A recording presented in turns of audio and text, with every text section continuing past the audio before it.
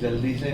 So what defines me is I'm a job hopper. So yeah, so I think that's the most accurate description. So I changed before Aretelo. I've done 8 roles in 6 years. So very quickly. So I graduated. I studied in Karachi, 13 years at St. Pat's. Did my levels there. Then went to Lumps for my bachelor's. Again, my yardstick for doing my bachelor's was not that good. It was at that time I was a very passionate gamer. So, like really passionate. So I used to play this game. I don't know if you guys know about it. It's called Dota 2. So, and comparatively खेलते थे. Aspiration was always to be the best team in Pakistan.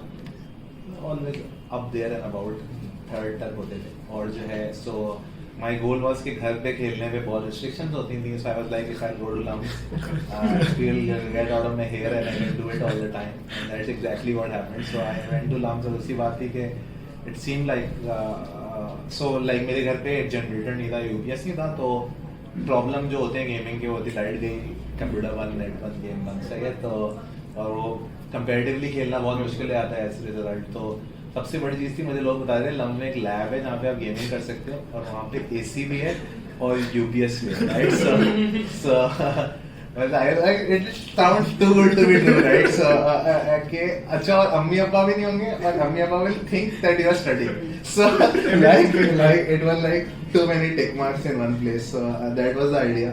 So I literally chose my bachelor's like this. Not recommended, but that's what I did. कि जो है 3 लाइनें थी 1 2 3. मैंने कहा अच्छा जो ऑर्डर है वही कर देते हैं 1 2 3. So I ended up being in accounting and finance bachelor's. जब मैं नाम पहुंचा तो I think one thing that really good that I found my interest was in computer science a lot. So that was a bit late to change my majors in my second year. So I ended up doing a computer science minor, which I think has helped me a lot in my career because being in the tech world, what I realized was that basic understanding of technology helps me a lot, especially around databases. I think a lot of my role early on in my career were analytics. So just understanding how DBs work helped me a lot. Okay, generally, but again, you are in Pakistan compared to a very low bar. So जब दूसरे को नहीं आता आपको आता है तो थोड़ा सा बेहतर सीन आ जाता है. तो my ex-boss at Crypta had gone to Careem, so sounded like the new thing करना चाहिए.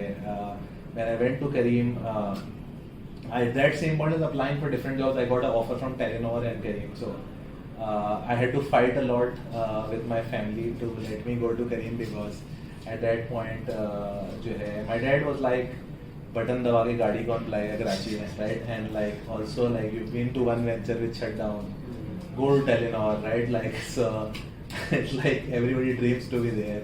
So I was like, नहीं ये अच्छा लग रहा है आपको करने में. And then my dad is easily typically convinced, so he agreed, and I went to Careem.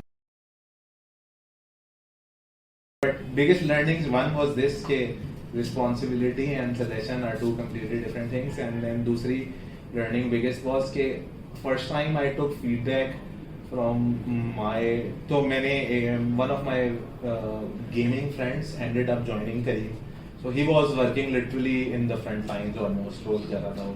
So I was very curious and I asked him कि यार what do people think about me वगैरह. So the two things which he told me were kind of shattering for me. One is saying you are very egoistical, and the second is that you are extremely rude. So I was like, yeah, I thought I was the best person ever, and like गालियाँ देते थे. तो मैं तो हैरान हो गया, मैं परेशान हो गया कि फिर मैंने बहुत रिफ्लेक्ट किया कि ऐसा क्या कर रहा हूँ मैं कि और नजर आती हैं फिर अपनी गलतियाँ, राइट. आई थिंक मैकेंजी जब मैं गया तो I joined as a fellow, which is basically fresh grad का रोल. आप लोग अभी ज्वाइन करोगे तो you'll go as fellows. So I was very experienced then. That was like a free ride at that time, right? Like I enjoyed it. Partners recognized early that I was experienced, so I started getting good work. So I automatically got pulled to the best projects. मुझे नजर आ चुका है कि McKenzie partner आप इस reason में बन भी जाओगे तो दो चीजें, एक तो जहां आप पार्टनर बनते हो मैकेंजी में वहीं पे आपके रूट्स हैं. Because at the end of the day what is a McKinsey partner? McKinsey partner is somebody who the top corporate people and the top government officials know in that locality. How many Fortune 500 companies are there in Pakistan at time? Exactly. Yeah. Zero, right? So I was like, ये geography गलत है. So if I was becoming a partner in New York, I would have probably been fine.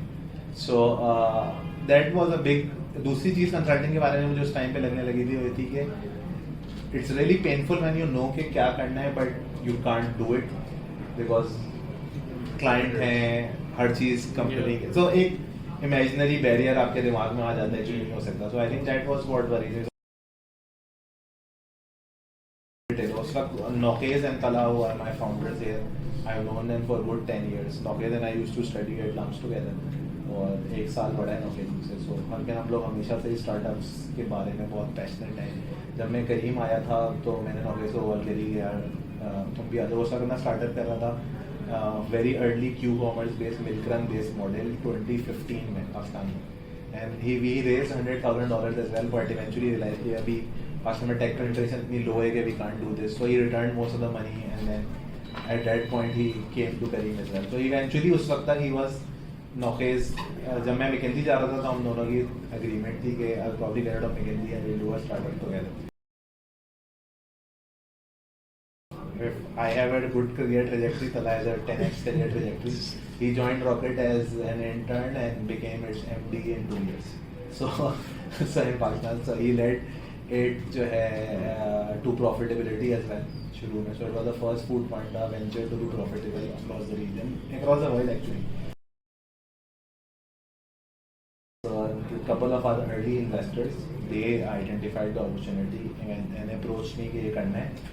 And हमें ये पता था हमें कुछ करना है और हमें ये पता था कि जिस स्पेस में करना है पाकिस्तान में वो ऐसी होनी चाहिए कि that can move the needle so मेरे दिमाग में 2 ही सेक्टर्स हमेशा आते हैं नीडल मूव करने के लिए पाकिस्तान में या तो रिटेल या तो agriculture because they employ around cumulatively 40% of Pakistan so अगर इकोनॉमिक एम्पावरमेंट मूव करवानी है तो you need to be doing something there और दोनों एक्सट्रीमली अंडर पेनिट्रेटेड है technology wise So that was when I was introduced to this idea. Then it made a lot of sense, fit into what we wanted to do. So जो है जब पहली दफ़ा identify हुआ, then I actually took 5 weeks off from McKinsey to work on this, and then we did a very small pilot to see कि कैसा चलेगा. पहली दफ़ा जब आपको लगता है आपको आइडिया सुनते हो आप उड़ान को देखते हो इंडिया में आप और कंपनियाँ देखते हो यूएस में आप बोल जाए तो पहले ही चला गया. We built an MVP and very quickly 30,000 रुपये की MVP बनी थी. We built an MVP and मुझे अभी तक याद है मैं ऐप वो बन गई पहले हमारे पास इतना जब टाइम नहीं था कि हम ऐप के अंदर इमेजेस डाल सकें तस्वीरों की सो हमने 3 कलर्स डाल दिए थे सॉलिड तो ब्लैक ब्लू रेड कलर आते थे तस्वीरों की तरह तो वो लेके ऐप जब मैं कस्टमर के पास पहली दफ़ा गया मुझे लगा कि भाई अब तो दुनिया चेंज होने लगी तो बंदा मुझे कहता है कि आप हमें FBR में पकड़वाने आ गए मैं शॉक हो गया मुझे अभी तक याद है मैं खड़ा हुआ था उधर एक जौहर के पास एक दुकान है तो उनको पिच कर रहा था मैं तो समथिंग कोल्ड नाम था उस दुकान का तो मैं एक्सपेक्टेड नहीं थी कि ये होगा अगली दुकान पे गए तो जो है उसने कहा कि हम 20 साल से एक बंदे से सामान खरीद रहे हैं तुमसे क्यों खरीद रहे हैं शॉक था तीसरी दुकान पे तो guy listed to me actually and was like so बाद में हमें पता चला कि कन्वर्जन रेट यही होता है एक्विजिशन पे 1 out of 3 राइट बट उस वक्त पहली 2 पे जब आप ये थॉट लेके जा रहे होते हैं सब कुछ आप चेंज करने लगे हो तो इट्स वेरी शॉकिंग. उस वक्त हमने पायलट में किया था कि हमने कोई इन्वेंट्री तो थी नहीं हम ये करते थे कि ऑर्डर आता था एक बंदा पीछे कंप्यूटर बैठा होता था वो एक बंदा इम्तियाज में खड़ा रखते थे हम तो उसको वो कॉल करके बोलता था कि ये खरीद लो और कार्ड में डाल दो जैसे 30,000 का सामान होता था उसको इम्तियाज से निकलवा के बोलते थे डिलीवर कर दो दुकान इस तरह डाल दे फिर इवेंचुअली हमें समझ में आ चुका है कि इम्तियाज की लिमिट होती है आप कितना निकाल सकते हो सामान तो जो है फिर हमने पहले तो दूसरा बंदा भेजा फिर हमने कहा ये तो बड़ा मसला आ रहा है उसके बाद फिर हमने एक बंदा मेट्रो में खड़ा कर दिया वो ज़्यादा बड़ी बाइंग कर सकता था फिर हमें मसला ये आना शुरू हुआ कि मेट्रो और इम्तियाज के दरमियान हम जब सामान को एग्रीगेट करना होता तो हम क्या करें लोग हम क्या करते थे या तो मेट्रो से गाड़ी इम्तियाज भेजते थे वहाँ पे सामान डलता था और फिर करते फिर हमने यूँ जब 2-3 ट्रिप होने लग गए तो हमें समझ नहीं आता क्या करें फिर हमने जाके एक होलसेलर अलाइन किया जो हमने होलसेलर को बोला कि हम तुम्हारा सामान बेचेंगे और तुम यार पहला पायलट में हमने एग्री किया था कि हम 3 लोग उस वक्त 2 अर्ली इन्वेस्टर थे हम सबने कहा था 5-5 लाख रुपए डालेंगे अपने और 5 लाख जब ख़त्म हो जाएंगे ये पहला ट्रांच, उस पॉइंट पे डिसाइड करेंगे कि कंटिन्यू करना है या री इन्वेस्ट करना है नहीं।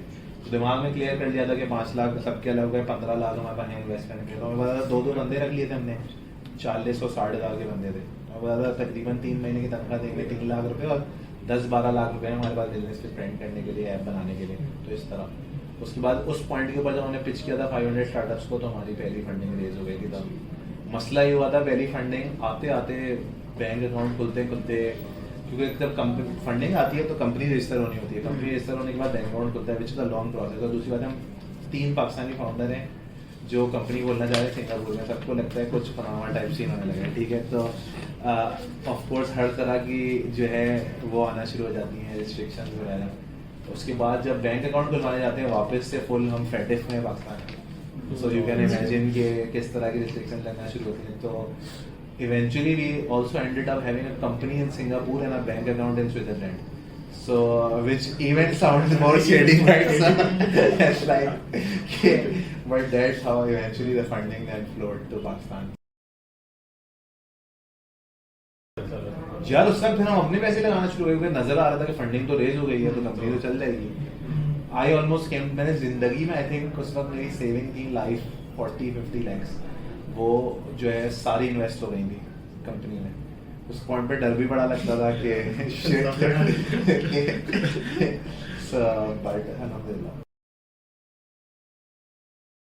यार ऐसी सिचुएशन तो चल रही है, मतलब स्टार्टअप की मोर्टेलिटी तो goes on till series D stages, right. So I think resilience बहुत हो गई, अब इतनी टेंशन नहीं होती। टेंशन अब सबसे बड़ी है कि इतने लोग एम्प्लॉयड हैं, what happens if we shut down shop.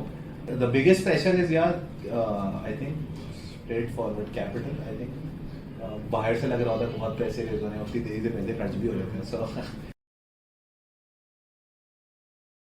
our business is visualized at 5 years break-even horizon, right? So you need to get the business till at least 5 years, because वरना अगर आपने 2 साल ब्रेक इवन का business बनाते हैं तो आप इतना वाइड जाओगे नहीं, आप कंसोलिडेट कर सकते पहले से, आप पहले ही रेवेन्यू लीवर बना दोगे। अभी तो हम बोल रहे होते हैं हम एक्विजिशन कर रहे हैं एंड मोनेटाइजेशन बाद में करेंगे। दिस फीलिंग के things are happening and they are out of your control, right. So जो है आई थिंक सबसे ज़्यादा ये फीलिंग आना शुरू हो जाती है आपको कि इतना कुछ हो रहा है। शुरू में होता है you want to be involved in everything, then eventually settlement होती है okay you can't be involved in everything, there are few things you can be involved in, then the things you are not involved in feel होता है कि वो गलत हो रही हैं, देन यू रियलाइज नहीं आप इतने चैंपियन भी हो, दूसरे लोग भी अच्छा काम कर रहे हैं। सही है सर, ये सारा cycle as founders of course हम लोग बहुत पुराने दोस्त हैं, so we never are afraid के कभी। सो इस तरह की बात है कि अगर बहुत पुराने दोस्त से लड़ाई हो जाए तो क्या होगा, 2 दिन बाद सही होगा, ये कभी टेंशन नहीं होती कि कोई चीज जो है बहुत बुरी। आई थिंक सबसे बड़ी लर्निंग अगेन इसमें प्रेशर ये रहा था कि we started taking a lot of toll on our teams, because if there are 6 people around who don't know that you 3 are friends and do this normally, तो बाकी लोगों को लगता है कि leadership is fighting, right? Like that's not the case. So then we understood that later, scaled it down कि यार ये तो नहीं कर सकते, ठीक है, अच्छा okay, so इस तरह की learning भी रही। I think you have to believe in 2 things जो मेरे दिमाग में था, एक values और दूसरा capability। सो आपको ये पता होता है कि वैल्यूज में तो ये सुकून नहीं आता है कि यार ये बंदा कोई वो चीज़ नहीं करेगा जो मैं नहीं करना चाहता फंडामेंटली, सही है।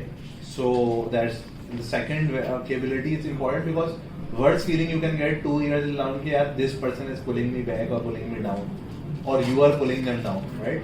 मतलब अब जब मैं अपना रोल कर रहा हूँ, I am not a director of retail, I am a very designated, I have a scorecard, मुझे ये करना है, मेरे ये KPI से मुझे ये अचीव करना है, मेरी ये टीम है और मुझे बाकी टीम के साथ काम करना है। So I won't act like a owner in my role, right. अब जब in the boardroom then I am owner, then I can ask any question, I can do anything, ये यू क्यों हो रहा है, क्यों हो रहा है। So that distinction creation has helped us a lot, because without that formal structure we struggled a lot as well. हम शुरू में कंपनी काम करते थे सिंगापुर में, कंपनी थी ब्लू मैक नाम था उनका, we literally googled them, approached them, recruit कर लिया उनको। और जो है उसके बाद हमारे सेकंड ट्रांच में हमारे लॉयर थे जो है इन अबू धाबी, उनका नाम है क्लारा। इट्स अ स्टार्टअप है जो वो उनके साथ हमने काम किया। और जो है हमारे पास पाकिस्तान में एक लॉयर है, उनका नाम है यासिर एंड को, एक फर्म है जो वो करते हैं हमारे लिए। कभी भी family hasn't put me in restrictive behaviour, like मेरी अम्मी की हमेशा से बात होती है कि I don't care how many hours you study, I just want these results, right? So I think that आप बचपन से have become very goal oriented rather than task oriented. Iterative होता है और हमेशा ही दुनिया, मतलब of course we had some thought when we started. So अपन एक गूगल शीट थी तब, कि गूगल शीट थी कि 3 महीने में इतने कस्टमरों के पास जाएंगे, इतनी टॉप लाइन करेंगे, इतने ऑर्डर आएंगे, इतने ऑर्डर के लिए इतनी गाड़ियाँ चाहिए होंगी, इतनी गाड़ी के लिए हम ये करना है। बाद में जब अब जाते हैं तो हम कैलकुलेट करते हैं कि इतने किलो ट्रांसपोर्ट होंगे, टाइम होगा, इतने लोग चाहिए, इतने manufacture, it becomes so it's very iterative. Eventually of course when you are raising funds then it's a proper pitch, and then eventually सबसे इंपॉर्टेंट चीज़ है, मतलब फंड रेजिंग के अंदर क्या होती है शुरू में, इट्स योर स्टोरी और ओन स्टोरी और who you are. Team, traction और टैम कहते हैं, जिसके ऊपर 3 चीज़ों के ऊपर फंडिंग रेज होती है। Team is who you are, traction is कितने लोग आपकी प्रोडक्ट यूज कर रहे हैं, and TAM is the total addressable market. Not having it is extremely bad and making it too detailed is extremely bad. Worst चीजें मैंने देखी हैं of people I have known, met many startup founders जो 1 साल से planning कर रहे हैं, right? Like that's the absolute word. मतलब आप ये तो नहीं बोल सकते कि 36,000 रुपए खर्च होंगे या 40,000 रुपए. You can just estimate at that point. Yeah, there's alhamdulillah so many. I think literally one was today. In this there was this meeting we happened जिसमें हम पूरी लीडरशिप होती है and we discuss core जो चीज़ हम focus कर रहे हैं. तो उस मीटिंग के दौरान मैं सोच रहा था कि यार मतलब why are all these so much smarter people than me here, right, in this group, right, like तो वो बड़ी अच्छी फीलिंग थी कि अब तो कुछ भी शायद आपको मेहनत करने की जरूरत नहीं है in terms of problem solving, right? It's more about now direction setting, capital allocation. So I think that Parag is a very good feeling. When we spoke to I think very early on principal जो है उन्होंने कहा था कि मैं we didn't even want to talk to you at that time, and now eventually when we were talking to them they said कि we have been looking forward कि आप लोग कब आगे बात करेंगे शायद. तो सही करने को के the world has changed, so वो वाली चीज़ जो है was a good feeling.